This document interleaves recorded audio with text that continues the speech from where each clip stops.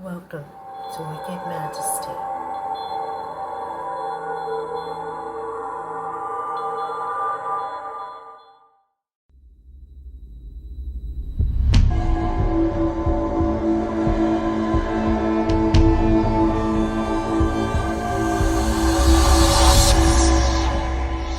Hello everybody, this is Keya from Wicked Majesty and you are listening to Tea and Terror Podcast, the show that entertains with true and fictional stories from beyond the grave for people who love horror.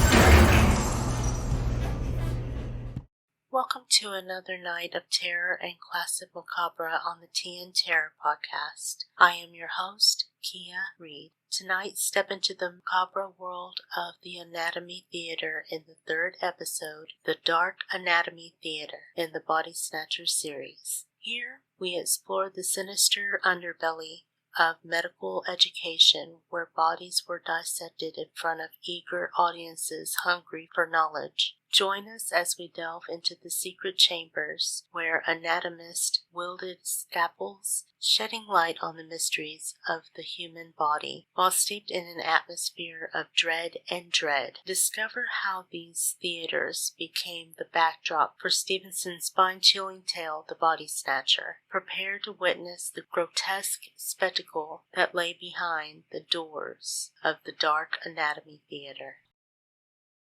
If you are watching from the Wicked Majesty YouTube channel and it's your first time seeing my content, welcome to the Wicked Majesty channel. I post horror stories, gothic tales, and creepypastas that will get your blood rushing and nightmares beyond your imagination. If horror is your thing, then I encourage you to hit that subscribe button and ring the notification bell for updates on the Body Snatcher series and other videos I post each week. If you are a returning subscriber, thank you very much for watching my videos and subscribing. You definitely help my channel flourish and I greatly appreciate it. If you are listening to the podcast on Spotify, iHeartRadio, Apple Podcast, or SoundCloud, then please share the Tea and Terror podcast with others, add it to your playlist, and subscribe. Thank you all so much.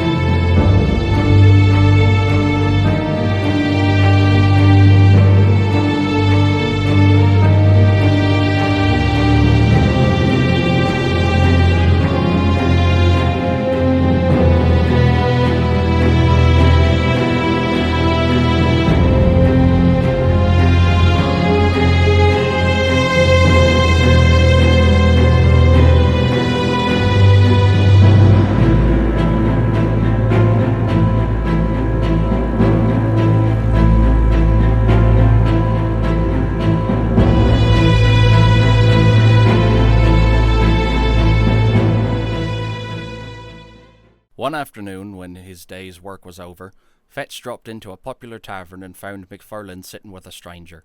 This was a small man, very pale and dark, with coal black eyes. The cut of his features gave a promise of intellect and refinement which was but feebly realized in his manners, for he proved, upon a nearer acquaintance, coarse, vulgar, and stupid. He exercised, however, a very remarkable control over Macfarlane, issued orders like the great Bashaw, became inflamed at the least discussion or delay, and commented rudely on the servility with which he was obeyed. This most offensive person took a fancy to Fettes on the spot, plied him with drinks, and honoured him with unusual confidences in his past career. If a tenth part of what he confessed were true, he was a very loathsome rogue, and the lad's vanity was tickled by the attention of so experienced a man. I'm a pretty bad fella myself, but Macfarlane is the boy. Toddy Macfarlane, I call him. Toddy, order your friend another glass. Or it might be, Toddy, you jump up and shut the door. Toddy hates me. Oh yes, Toddy, you do. Don't you call me that confounded name. Hear him? Did you ever see the lads play knife? He would like to do that all over my body. We medicals have a better way than that. When we dislike a dead friend of ours, we dissect him. Macfarlane looked up sharply, as though this jest were scarcely to his mind. The afternoon passed. Gray, for that was the stranger's name, invited Fettes to join them at dinner, ordered a feast so sumptuous that the tavern was thrown into commotion, and when all was done, commanded Macfarlane to settle the bill. It was late before they separated. The man, Gray, was incapably drunk. Macfarlane, sobered by his fury, chewed the cud of the money he had been forced to squander and the slights he had been obliged to swallow. Fettes, with various liquors singing in his head, returned home with devious footsteps and a mind entirely in abeyance. Next day Macfarlane was absent from the class, and Fettes smiled to himself as he imagined him still squiring the intolerable Gray from tavern to tavern. As soon as the hour of liberty had struck, he posted from place to place in quest of his last night's companions. He could find them, however, nowhere, so he returned early to his rooms, went early to bed, and slept the sleep of the just. At 4 in the morning he was awakened by the well-known signal. Descending to the door, he was filled with astonishment to find Macfarlane with his gig, and in the gig one of those long and ghastly packages which he was so well acquainted. What? Have you been out alone? How did you manage? But Macfarlane silenced him roughly, bidding him to turn to business. When they had got the body upstairs and laid it on the table, Macfarlane made at first as if he were going away. Then he paused and seemed to hesitate. You had better look at the face. You had better. Fettes stared at him in wonder. But where? And how? And when did you come by it? Look at the face. Fettes was staggered. Strange doubts assailed him. He looked from the young doctor to the body and then back again. At last, with a start, he did as he was bidden. He had almost expected the sight that met his eyes, and yet the shock was cruel. To see, fixed with the rigidity of death and naked on the coarse layer of sackcloth, the man whom he had left well clad and full of meat and sin upon the threshold of a tavern, awoke, even in the thoughtless Fettes, some terrors of conscience. It was a cross Tibby which re-echoed in his soul, that two whom he had known should have come to lie upon these icy tables. Yet these were only secondary thoughts. His first concern regarded Wolfe. Unprepared for a challenge so monumentous, he knew not how to look his comrade in the face. He durst not meet his eye, and he had neither words nor voice at his command. It was Macfarlane himself who made the first advance.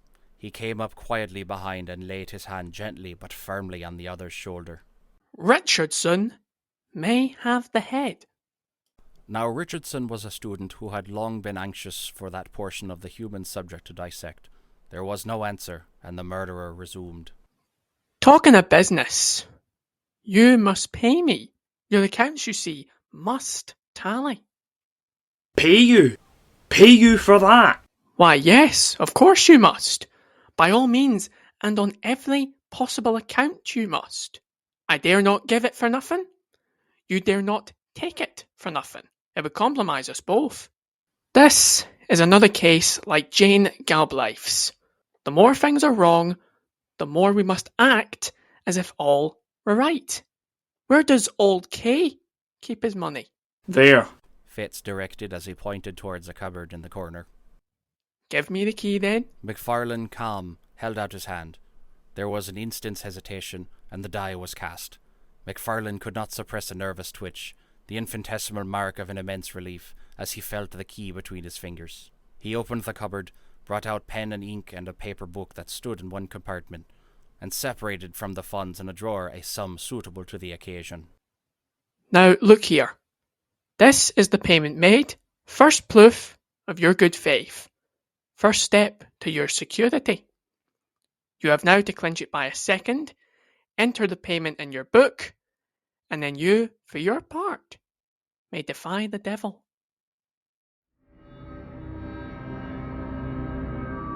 Well, that is our episode for the week. Thank you for listening. If you want to hear more episodes coming up in the future, then definitely add the Tea and Terror to your playlist on Spotify or Apple Podcast. You can also check out the show on my Wicked Majesty channel. This is Keya, and I will catch you next week. Same time, same place. Have a good night.